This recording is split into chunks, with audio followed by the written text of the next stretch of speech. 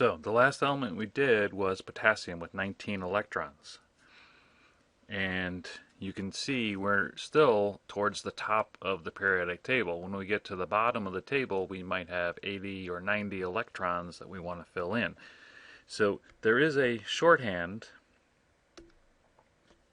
and the shorthand is based on the noble gases. If we look back at potassium, these first 18 electrons would have been the same orbital diagram that we would have drawn for the element that has 18 electrons, namely argon. So a shorthand way of writing potassium, instead of showing all of these electrons, is we put the noble gas in square brackets, and then we only show what comes after that. So remember, potassium has 19 electrons. Writing argon takes care of the first 18. And then the 19th electron is spin pointing up in the 4s subshell. That's a lot faster, and we can go directly from the periodic table. So if we were looking at potassium, we go to the periodic table, and the rule is go up a row and then all the way to the end column. So that would be argon would be called the noble gas core. So we would say potassium has an argon core and then one electron in the 4s subshell.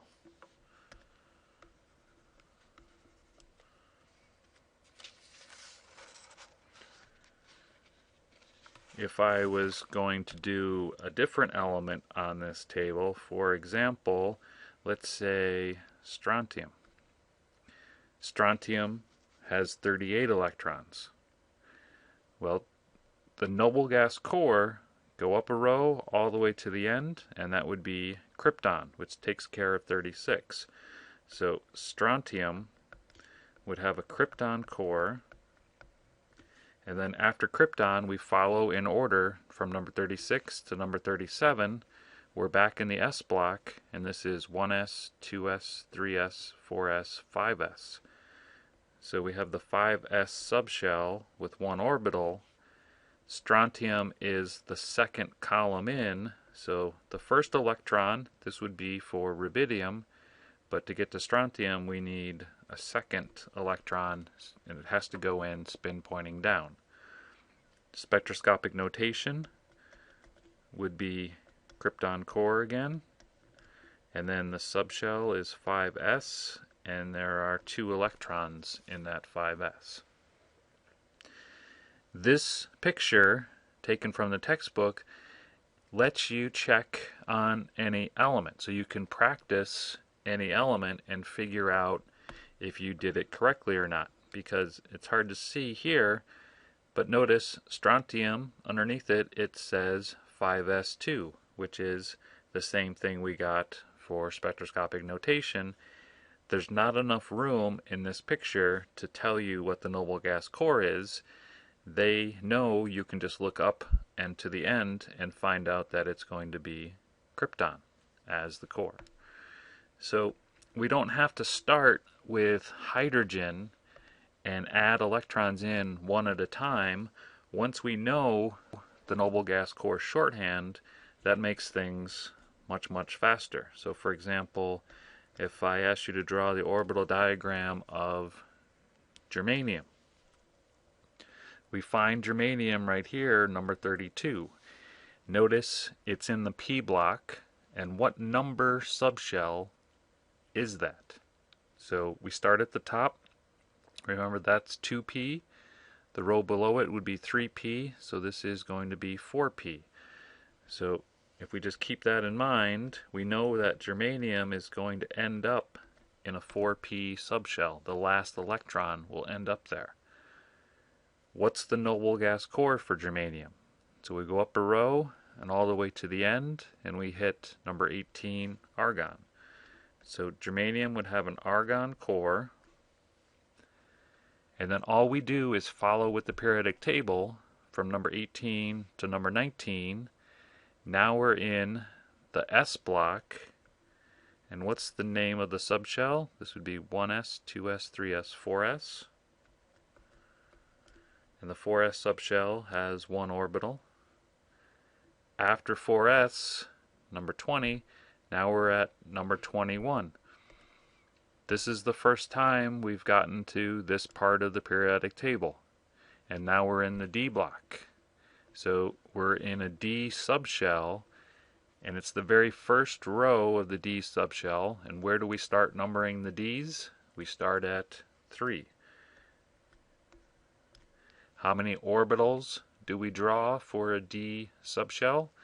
And we always draw 5. Remember that 1, 3, 5, 7 pattern.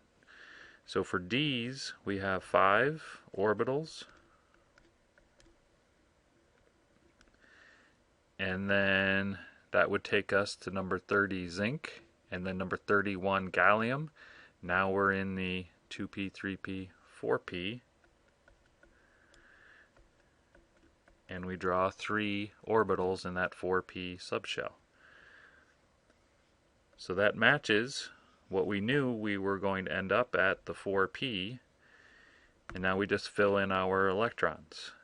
Everything before the 4p has to be full, but notice it's a good idea to practice with Hund's rule. So in this 3D, we put in the first electron by itself, and we don't pair them up until we have to. So if I stopped right here, I would not have germanium. Instead, I would have zinc. That would be argon 4s2, 3d10. But I'm going to keep going. Gallium, 1 electron in the first orbital in the 4p, and then germanium, the second electron goes into its own orbital in the 4p. So if I look at this table to see if that's correct,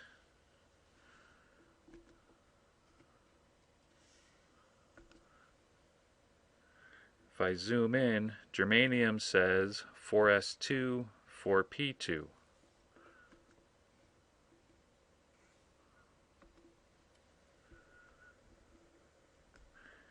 So we were correct with this, 4s2, 4p2. Again, they don't put the 3D just because there's not enough space to write that in to the little box. So they're only showing these last electrons that we put in, the 4p, and they also show the 4s. Later on, we'll see that those electrons have a certain name, which are called valence electrons, and that'll make a little more sense later.